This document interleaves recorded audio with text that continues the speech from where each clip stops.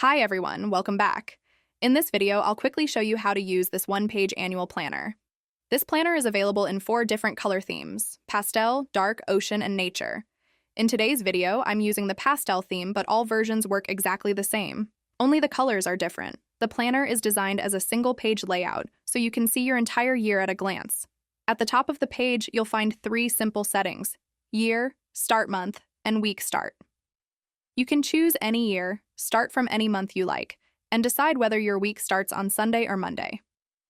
Once you make these selections, the planner automatically generates 12 consecutive months, starting from the month you choose. This means you can reuse the same planner year after year. Each day includes empty spaces where you can add notes such as reminders, birthdays, or important events. When you add a note, the background color of that day automatically changes, so you can easily see which days are already filled. The current day is also highlighted automatically, making it easy to keep track of today's date. That's all there is to it. Simple, clean, and very easy to use. It's a practical way to plan your entire year on one page and make sure you never miss an important day. If you'd like to try this planner yourself, you can find the product link in the description below.